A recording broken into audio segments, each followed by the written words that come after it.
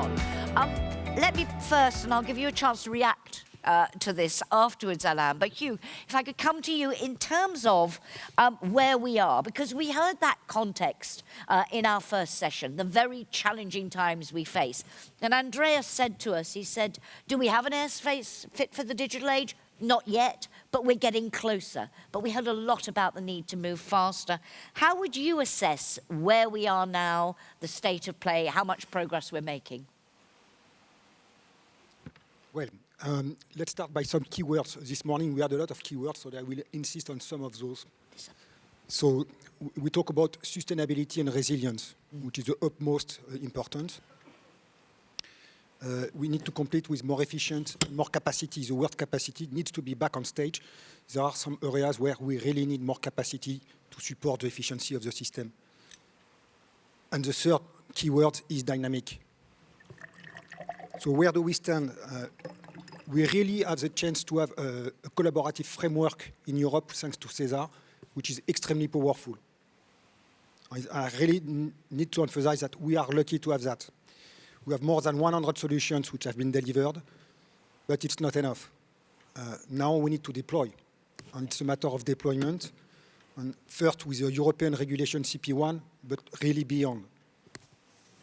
Continuing, deployment really will rely on collaboration and alignment.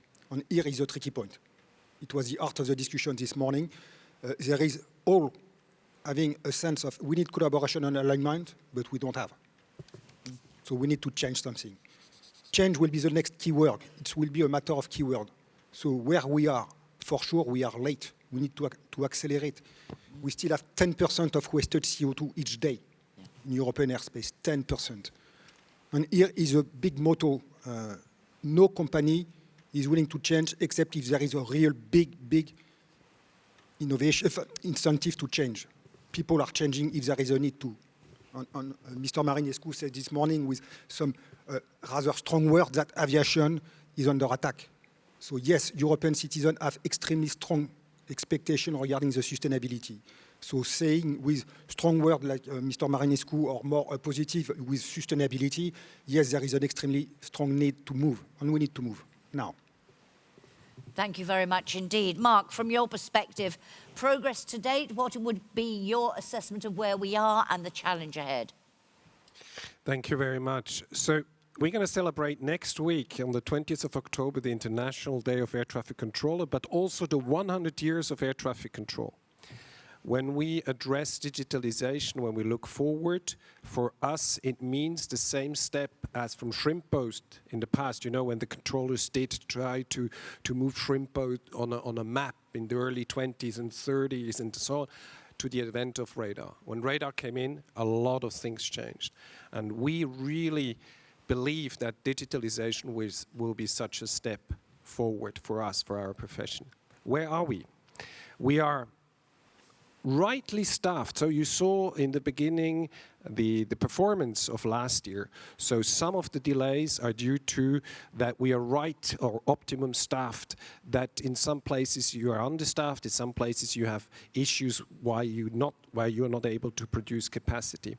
The challenge will be, and I think this is also something which needs to be addressed in the deployment scenarios, is that we have a functioning system. It's not 100%, but the system is actually functioning. It could be better, it could be cheaper, of course, but it is functioning. And now we have to bring in something very revolutionary. That means new technologies which have the potential to be really a disruption. So that's where we see the issue, that we have 30% of the current workforce which will retire over the next 10 years, that we will have to introduce at the same time as we are running a system, new technology of a new nature, of a complex nature. And that is really what we see from purely human factor, but also transition issue as the main challenges.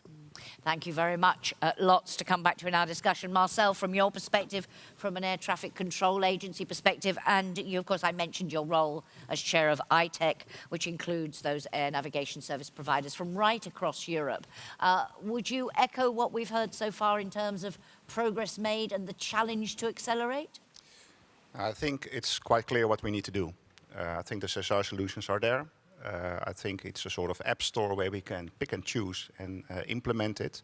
But the technology basis for that at the NSPs is still not there to do that. Some of the high-tech NSPs are now fully entrenched as LVNL in their deployment programs. I can tell you from my personal experience that puts an organization like LVNL on full alert. It's something which we put a lot of resources and focus on, and still we see those deployment programs in Europe on the roadmaps moving to the right. Various reasons. COVID, of course, did not help in that situation. But I'm convinced that, especially with the collaboration, I think Simon mentioned that also earlier, that collaborations like ITEC, like Coupens, are the only way to have as soon as possible these platforms available in order that we can really start deploying, selecting, installing the SESAR apps, I would like to call it, in our environments. And for the controllers, deliver the new functionalities they need to fulfill our objectives. Thank you very much. Oh, complete the picture for us in terms of where you think we are and the challenge ahead. I think we have to look at different perspectives, and I think, for example, if you have a strong driving force, you move faster, and you can take the environmental impact that you see. I like the mountains, and I can see the glaciers are being reduced and so on, and I think we are all very much committed to lowering the environmental footprint. So when you have a strong driving force, we actually do something. And also, if you look at the perspective, where were we for 5 years ago or 10 years ago? I think we have achieved quite a lot. But if you're comparing with other industry segments that are already fully digitalized, you have to conclude that we can move much faster. We don't have the basic infrastructure elements in place, like a digital backbone, the standardized architecture. We are not fully interoperable. We are working with waterfall development methods. We are not working with lean agile methods, etc., and so on. So I think we should be proud of what we have done, but we should also realize that we can actually move much faster. Thank you very much. And Alain, from your perspective, you talked about focus. And you talk about having one vision. And I'm wondering, we heard a lot in the first session about the challenging context, the many difficulties, the multiple challenges we face. Are they a help or are they a hindrance, those challenges? I think it's good because in many ways we are we cannot be considered anymore as only the dreamers of aviation, but in many ways now also the gladiators of aviation, wrestling an extremely difficult context, being able in this context to establish a partnership with so many actors committed to invest so much over the next decade, with so many uncertainties around us, with not one major segment of the ATM value chain feeling disconnected, connecting all of the dots with a higher than ever ambition level. So I think that alone is a sign of strength and resilience of all actors in the system, and a symbol also of the commitment of all, public and private, to make this a reality. And want to talk a little bit more about SESAR, and you've all underlined how important that is. In terms of, you said connecting all the dots, what would you define, and perhaps Ulf, let me start at the other end now, in terms of what this ecosystem needs to look like, this vision? Alain talked about how SESAR has worked very hard to develop it, to have that focus. Where for you does the focus need to be? I think a very simple answer would be just take a look at the ATM master plan, the airspace architecture study, etc. I think we basically know what to do on the high level. So it's a question of how do we actually make it happen. But I think the basic building blocks, like I said, they have to be in place. You need broadband data communication on the ground between air-ground. You need a standardized and modern architecture so everyone is interoperable. and you need it to be cyber secured and resilience. You have to take the military aspects into account, the civil security aspects and new entrants and so on. And when you have that together with new ways of working, then you can harvest the effects, the really big effects. And I think what was mentioned before was fragmentation, and that we develop, for example, 40 unique solutions, and we deploy them in 40 countries. And if you look at the modern IT world, the manifest is that you develop once and you deploy many. And I think in iTech, in Coupons, we are looking for to be connected. So if something is developed in one country, we don't develop in all the other countries. We simply deploy it, just push out the software, and it's developed once and it's deployed once, and we gain enormous of speed and efficiency. It seems so obvious that that is the way to do it. And we heard from Philippe, he said, actually, the crisis has had a silver lining in the sense that people have recognized the weakness and therefore the need to do precisely what you say. What's holding us back? I think what's holding us back is the complexity in terms of, even though we have objectives, I don't think we in our hearts really share those objectives. We live in a very fragmented environment. I usually say I'm coming from the private industry before, and we are very much focused on organizational units and the mandates of those organizations, instead of being process-oriented in a single value chain. And we know that what we should do in each step. But it's quite natural because we have the regulations and the regulators. We have the states, we have the military, we have the civil aviation. So there are many different stakeholders, and technology for me is not a challenge, it's already there. If you talk to the universities developing an AI, doing their traffic management, well, it can be done easily. So it's not about technology, it's about cooperation.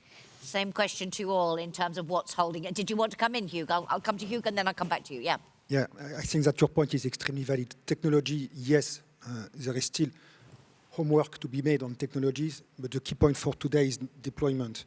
And here there is two questions: alignment, prioritization. In a context where this morning the word from Oliver was very important, we have a challenge which is our ability to keep on investing. So it means that the need for prioritization is even more there than before. There is, after the COVID crisis, etc., much more difficulty to invest. Indeed, So, which was an issue voilà. we touched on in our first panel. So from an airframer, we see all the institutions, being the European Commission, Eurocontrol, SESAR GU, NSPs, DGSEs, which are not the NSPs, they are the head of the DGSEs, etc., all sitting together. But we don't see a aligned room. Where is the famous architect, the airspace architecture study and the wise person group was talking about? Where is the architect? The wise person group was saying, we need an architect.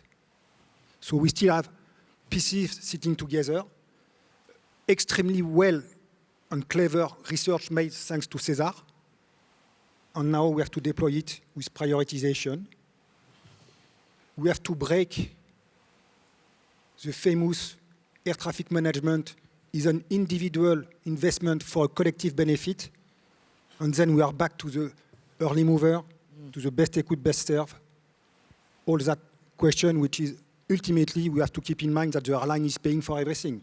So if the airline is willing to have something, if they want to invest, if they have to invest, they need to have some incentive to have it. Yeah.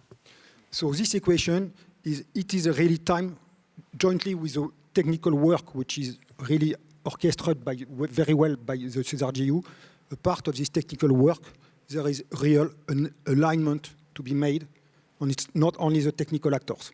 There is a real political aspect. Thank you very much. Marcel, for you, what is holding us back? I think in line what Ulf was saying is really need to cooperate, build once, deploy many times. I lately used the phrase engineering disease, and I'm an engineer, so I think I'm allowed to use that phrase. That means where there's a problem or you need something new, we like to start with a blank sheet of paper, because everything others have thought about is not good enough. And I think we have to break that cycle of thinking, have a sort of principle that you say we reuse before buy, before build, which is a common principle in the IT world, where we start using the great stuff other NSPs already have done. We have done that at LVNL. We have looked at the intelligent approach tool of NETS, and we just simply took it, bought it, implemented it at LVNL without any major changes whatsoever. And with doing that, you can speed up innovation on a in a very big way, and also show to your people, because it's also a cultural phenomenon, that this also can be fun, instead of starting on a blank sheet of paper. So I think we really have to invest in those cooperations to open up to each other as NSPs and try to take these steps together. And it's not about who has the best tool, it's about who has the first one and just simply start using it. And just to ask, from your experience with the iTech group, what is the key ingredient to make that co-creation really work? Now, the first key ingredient is to really have the same common objectives, to really share the pain you have and what you want to achieve.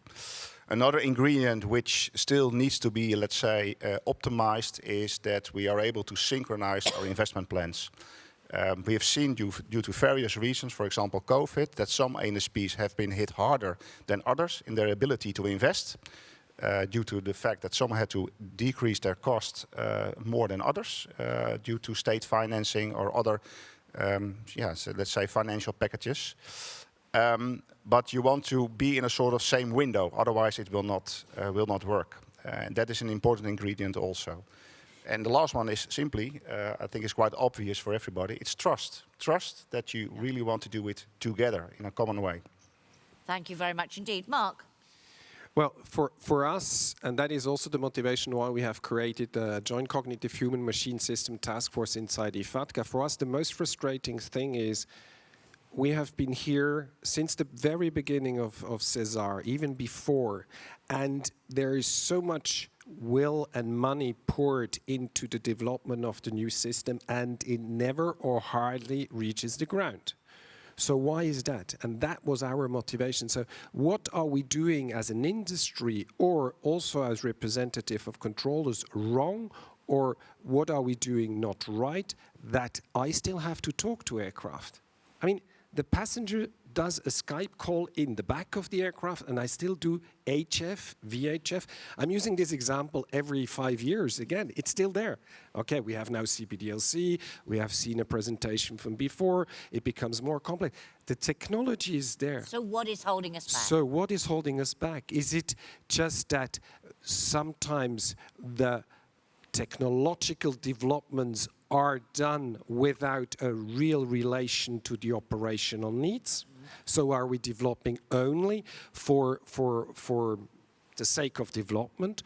Or is the workforce using that to blackmail every time the introduction via a raise of salary or by the working conditions? Things like this we have been starting to address. So what are we doing? How are we doing it? And what will we be doing in the future? And what do we need to do that the human in the system is not a hindrance to get the system into that? And now I give you an example.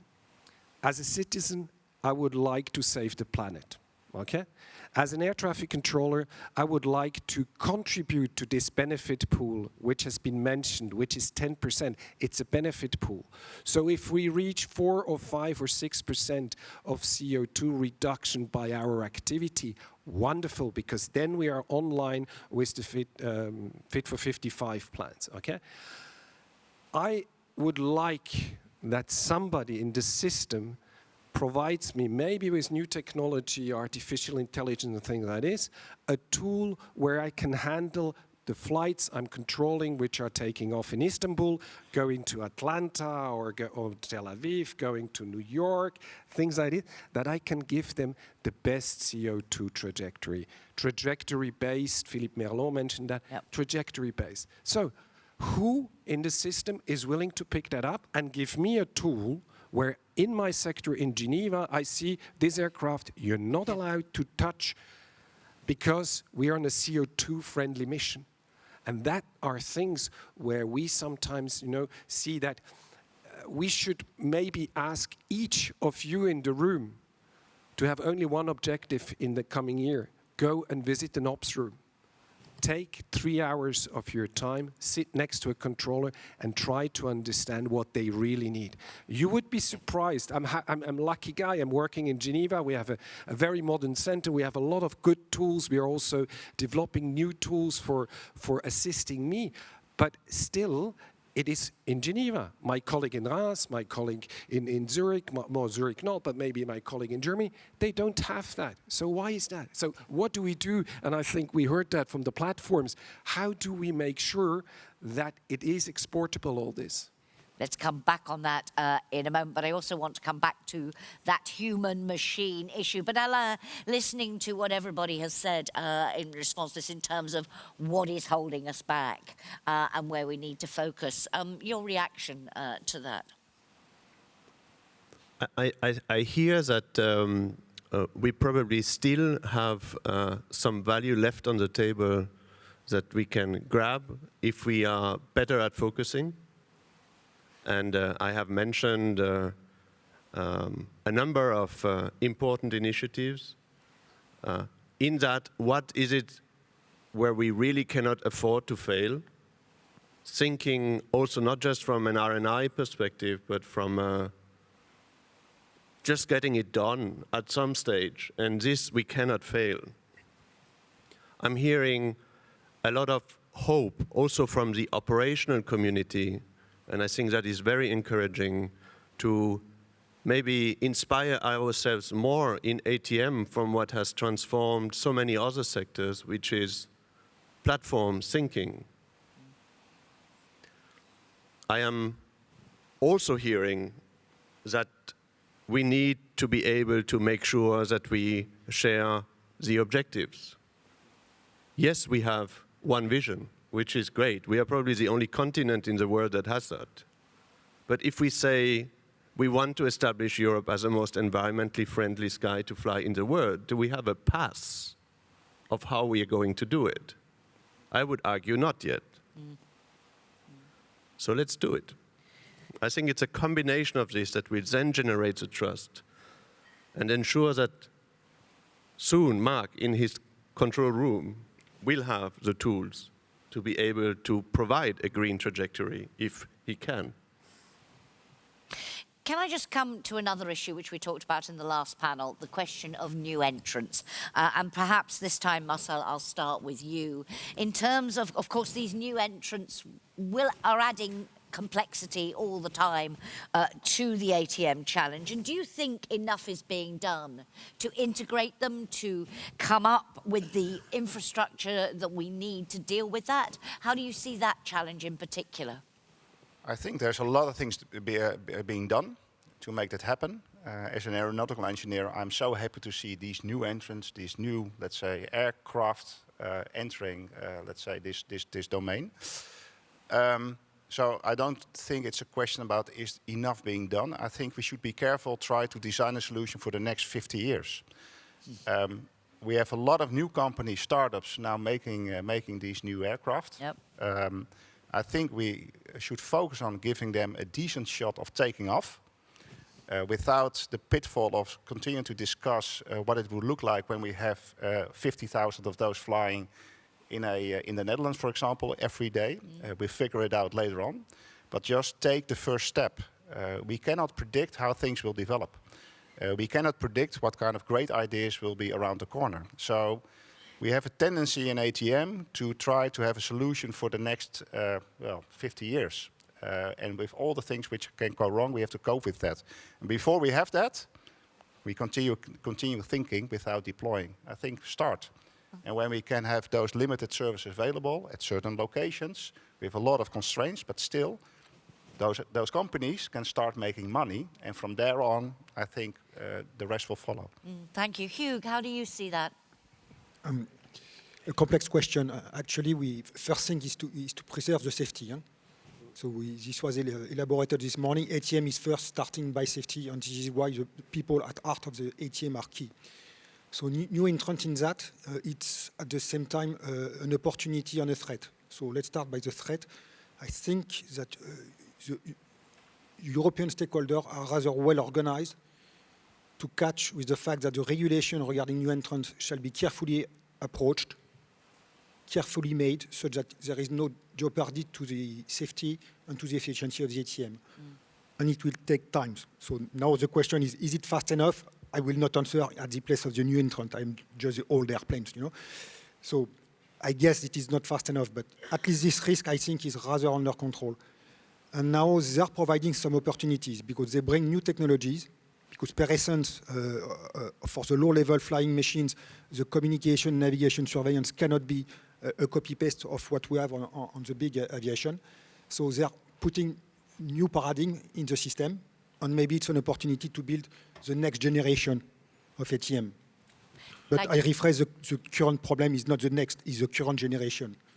Thank you. And Ulf, if I could sort of summarize what Marcel said, as if you're trying to eat an elephant, take bite-sized chunks, don't try to eat the whole elephant at once, if that's a way. Would you agree that that's the approach? Are we focusing too much on what are we going to do when the sky is filled with these things, and instead we need to embrace it more?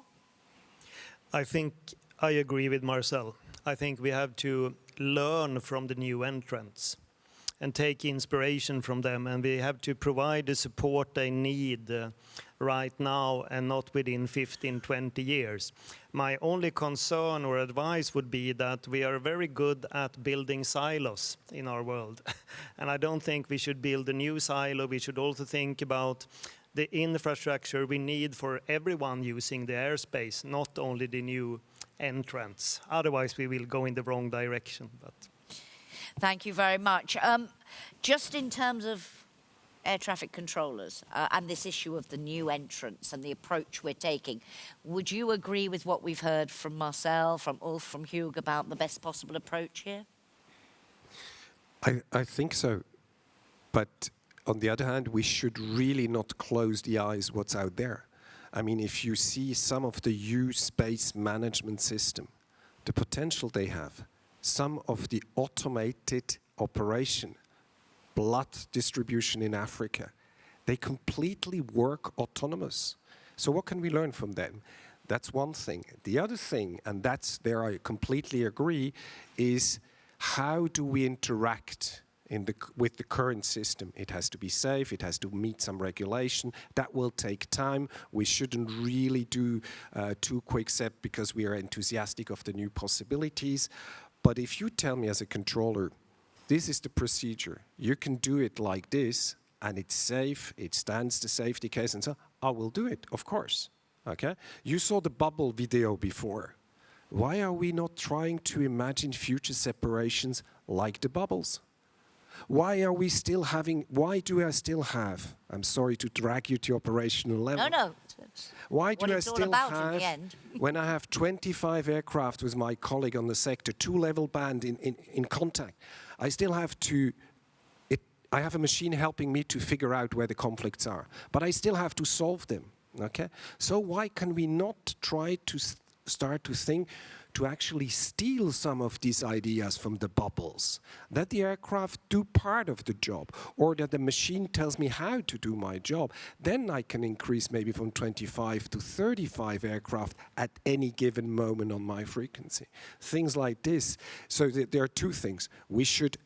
I said steal, we should really try and understand what we can copy, cut and paste into our ATM system. On the other side, we need to be sure that we don't lose the trust in this new technology so that it is safe to integrate that. And that will take time because ICAO is just publishing latest guidance material and things like this. But there are beautiful things in there. We could really start to think how we're going to do that. And then we come back to the human. How is the human then behaving when the machine tells him turn right? And you turn right, and the thing doesn't work. So that's then the next challenge, but maybe that's for another panel. I want to come back on that in a moment. But Alain, listening to this, and maybe you could talk a little bit more about the portfolio of U-Space activities at SESAR. You're looking at all of these issues. For you, the new entrant issue, how big a challenge is it? And do you think we're on the right track to develop the infrastructure we need? I think it's a huge challenge and equally opportunity. We have, as you know, as part of SESAR 3, a strong emphasis on developing now and delivering a use-based system that is capable of handling anything autonomous, in particular starting from very low levels of altitudes. But initially we designed that having in mind mainly smaller drones for leisure or semi-professional activities. What has happened since we put that thinking into use space is, we have global champions of advanced air mobility in Europe. Some of them are members of the Joint Undertaking in this room. We now need to welcome them in our family and see how the day where we will be able to fly from an airport to a peri-urban area, or I would say more the next generation of rotorcraft with VTOLs, this is a whole new game. Is our use space designed for that, where the separation and human life will be so much more important as a service? I would argue probably not yet, and I'm very much looking forward to work with all partners to see how we can probably refine this vision to make sure that we are ready for what will be this next frontier in terms of making sure we have an infrastructure, not in 2040. I mean, Dirk will probably say later that Volocopter is planning to put into operation in a European market these types of vehicles in the horizon before 2030. So it's also impacting our timescales, and our emphasis on speed will be then of having a critical mass of early movers that are willing to deliver those services that will be data services to accommodate those new forms of operations. Thank you. I want to come back on the human factor question in a moment, but let me just see if there are any questions or comments from the audience. Anyone want to join in our discussion at this point? Yes, please. Could we have a microphone here to the front? I'm not seeing... Here we are. One's coming to you from over here. Thank you very much. And please don't forget to introduce yourself, and please be as brief as you can. Thank you, sir. Thank you. Robin Garrity, SJU. Really for Mark, I just want to come back on a comment you made earlier. You're saying that controllers are very willing, very able to do what's required of them if they're given the tools and the procedures. But then you added that ICAO is a long way behind. I wonder how much of a brake on affairs on such developments of talking about concepts like shared separation responsibility is the fact that ICAO is slow, may I use that word? Let me just see if there are any others before I come back to use the time most efficiently. No, Mark, if you would pick up on that. Well, it's a reality of life. We are over-regulated compared to other sectors, and that has a reason. That's the safety of what we are doing. So for us, what is important is that the separation, for example, that we can identify who will be the separator in the future. Will it be me, the air traffic controller? Will it be the pilot? Or will it be a drone system or a drone operator? Things like this. I have no, if that was the question, I have no idea how to speed up the ICAO process, okay? I trust that actually it's done very well, and it is a solid foundation, at least to integrate the drones, which are manned drones and things like this, into non-segregated airspace. I'm very happy to see how it's going. Can we do other things as an air traffic controller or as a community in ATM to speed up certain elements of separations? I'm less optimistic. I'm sorry. So, because it's really, if you tell me it's safe, and my regulator tells me it's safe, then I will do it. But the regulator will have to have certain guarantees, and he will most probably not hide, but actually do the international law, means he will follow ICAO standards and procedures or EASA standards and procedures and recommendations. Mark, can I stay with you for a moment, because it's something I want to get your take on and then everybody's take on. This question of the human in the system, because there may be, and I'm very interested to know, you've been very positive. You talk a lot about this is an important step forward and your frustration that you don't have more of it.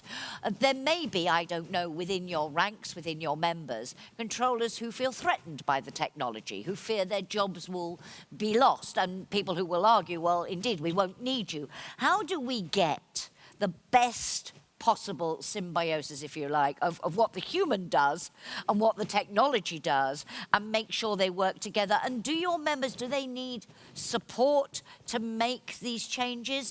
Is it universally sort of accepted and embrace the technology, or do we need to also deal with some human factors here of resistance? There's two questions, really. How do we make the two work together well, and do we need to focus more on how controllers perceive this?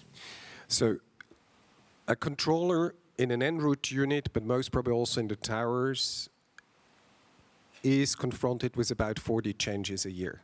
Technical, operational, procedural. So we are not adverse to change. We embrace change. That's part of our daily work, okay? So your procedure changes, your technological tool changes. I think that's an ongoing process. Where we were frustrated, and we are still sometimes frustrated, is we get a lot of promises what will be the new tools. We get a lot of promises of how they will work, and when they are delivered or being introduced, and that's very difficult engineering, technical, operational coordination work and things like this, you see that the result is actually not at all what has been promised.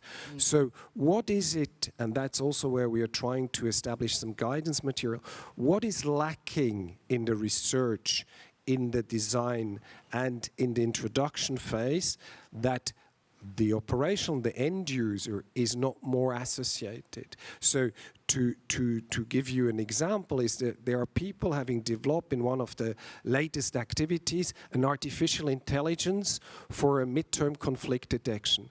Most of the air navigation providers en route have midterm conflict detection. So why are we investing still money into tools which do exist, and then come out like saying, oh, this is the new thing, whereas it's already there? Okay. So that is more the frustrating part. And then the other part, which I mentioned before, you will have culturally, of course, air traffic controllers who will use any change to try to get some sort of form of recognition, be it financially or socially or whatever. And that, I mean, we can only appeal to our membership to be a bit more pragmatic and less dogmatic. This is also a fact of life. And what I mentioned before, the system is just about right staffed.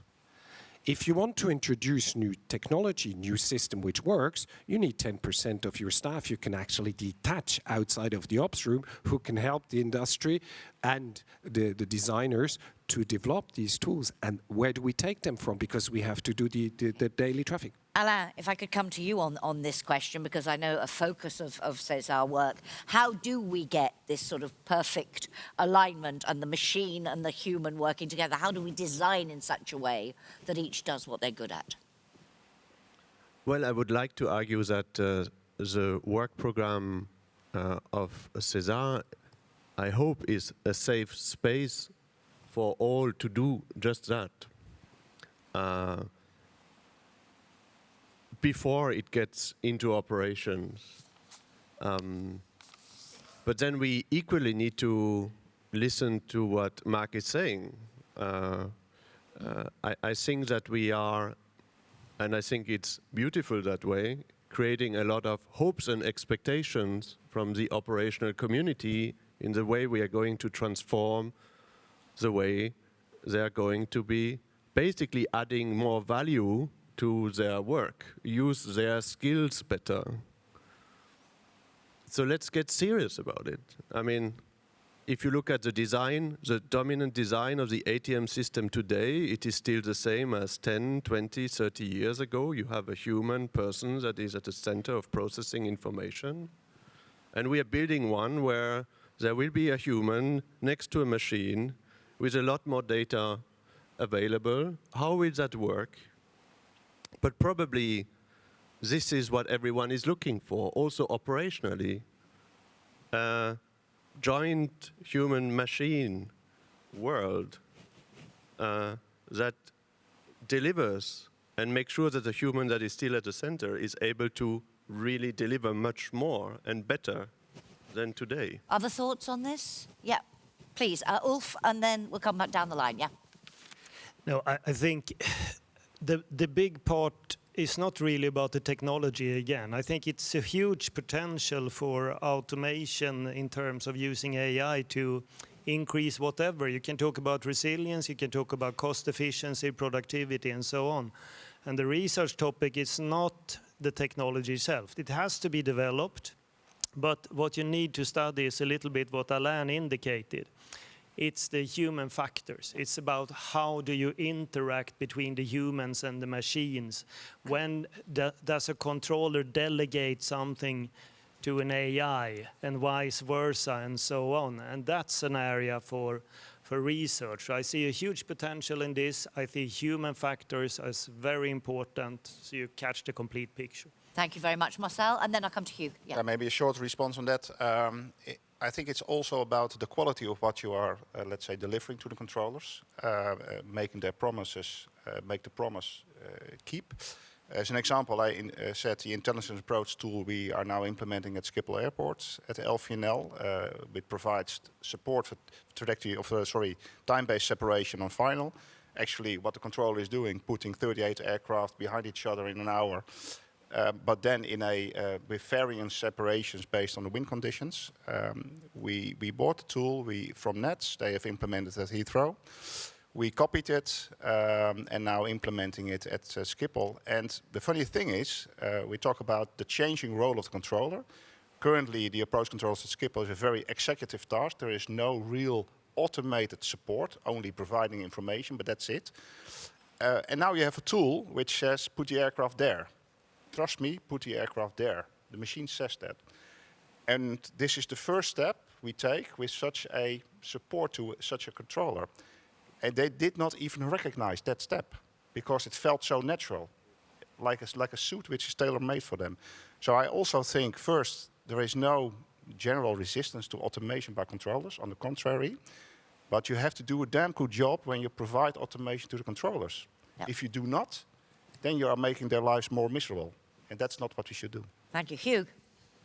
I think this question of the human being in this loop is at the heart of all the tricky operational question. And the funny aspect, it is also reflecting the higher level, which is a collaboration. So what we are speaking about is a collaboration between the flight crew and the controller. We are very focusing on that. And safety of the system is extensively relying on this collaboration, and it will continue, for sure, for long. So now, should we consider human in the loop? The answer is yes, absolutely. And the human is at the heart of all the modernization that we are talking about. And thanks to SESAR, we put the relevant people in the same room. This is the essence of SESAR, to have controllers talking to pilots, to engineers being for the airframer or for the system, for the ground system, and to the air navigation service provider. So we have the framework for that. Now there is a big challenge, because automation is here to support a much better collaboration. And here we need to be extremely ambitious. You said maybe 35 aircraft in a zone of a controller, and if I ask for 60, just let's go for 60, because as you say, ATM, the difficulty is not the average, is the peak. Everything is a matter of peak. And unfortunately in Europe, we have a huge peak, everybody willing to be at the same place at the same time in the day. And it will continue. This is the geography which is there. So human being in that is obviously to strongly improve the collaboration between the pilot and the controller, for sure. But not only. It's also the collaboration between the controller and the successive controller and the next, up to the destination airport. And this is a matter of the ATM. And rephrasing what you said about aligning tools from one country to the others, but aligning procedures, aligning way of working also, is also a matter of human being in that system. There is no border in the sky. Okay. Thank you. We are moving to the end of the session, so I'm going to combine my last two questions, Stu, and they are the following. given all we've discussed, the challenges we've talked about, the progress made, and going back to your point about focus, having that one vision, that focus, and the need to prioritize, which was so much emphasized in our previous panel as well as this one. Two things: your expectations for SESAR 3 in terms of developing and delivering that ecosystem, and your key priority. And it can be a key priority for SESAR, or it can be more broadly for the industry, for you in the work that you do. You have a minute and a half each. So expectations for SESAR and key priority, and I'm going to start at the opposite end. So Ulf, and I'll let Alain go last. Ulf. Thank you very much. I think the key priorities, it's to get it all done. And I think to get it all done in SESAR 3, we have to cooperate. I think it's really a key. I think the plans are there, the tools are there, and so on. But we will really need to focus and work together. And your expectation from Andreas, from Alain, from the whole team? I think they should make it easy for us to work together. Make it easy to do right. Thank you very much. Marcel? Deployment. Start deploying. Simple as that. Have before 2030 all the ATC systems in the centers in Europe replaced by one of those platforms we were talking about, providing the base on which we can put into operation all those very nice SESAR solutions. And the key next step to do that? The key next step is, when you look at SESAR, what I expect from SESAR is support, developing, delivering those platforms. Let's say, providing the tools and also the means to collaborate, to really, let's say, stimulate the collaboration between all the individual ANSPs. Thank you very much indeed. Mark? For me, I'm sorry, there's only one objective: decarbonize what we are doing. And tomorrow, I need a tool which helps me to reduce the trajectory, CO2 impact of the flights which are 1,500 kilometers or beyond. If we start with that, that will rattle or disgruntle the first come first principle. It will force the ANSPs, it will force the network manager to think as a network, and it will contribute to reducing the CO2. By that, it could really help us to not be under attack, as we will be very soon, even more as aviation. So that is very small, and of course, it was all what I said. I hope that we will still be associated as the representative of the humans of some of in the sector, or the air traffic controllers over the coming year. But I think seriously, we have to focus on decarbonization of the ATM infrastructure, and that I really hope that SESAR will be able to pick that challenge up. Thank you. Hugh? So expectation and key priorities, I make just one point with respect to SESAR, is to continue to provide this collaborative framework, which is really key. However, it's not enough. The expectation is now to make sure that SESAR has a real connection with all the other institutions who are deciding to invest, back to the point of the investment, namely the government, the member states, the European Commission, Eurocontrol, and all the ones who are putting money. So this is an expectation with respect to SESAR, to have a better orchestration of all the big play that we have in Europe. And regarding priority, yes, there are some technological priorities, but this is not the place to discuss. And I think that we need to close with what you say. Yes, there is a sense of urgency. Sustainability is not the buzzword. We have a duty. And now I think it will push all those stakeholders to stop just looking at each other, but really to say, well, let's do something together. Really. It's time to make it. Thank you very much. Alain, you have the final word. It's a bit delicate for me to say what the priorities are, because essentially the JU is an instrument to make sure that the best consensus is generated with the highest possible level of ambition and focus for what the stakeholders, be it public and private, need. But if I would have, I would say, two hopes. There is one to come back to, it's the notion of focus. Focus for me relies on leadership, and that is something that I would say now is a time for leadership at the beginning of the program to bring that focus in if we need to be more focused, let's do it soon rather than later, would be my message. Because the more we wait, the more we stimulate activities where maybe we will need a couple of years to recover from them. Let's make sure that we have the right focus. The second one is the emphasis on speed. And I think there I am very much looking forward to stronger deployment orientation of the program.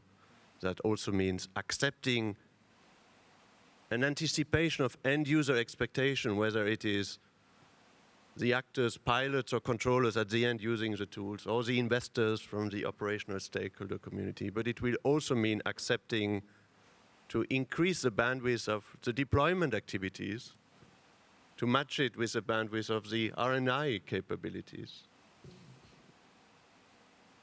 And a little message to conclude, because I think we have spoken maybe too little about it, is that all of these changes, yes, are going to take investment, acceptance, trust, but also a regulatory framework that will allow us to operate in a digital age.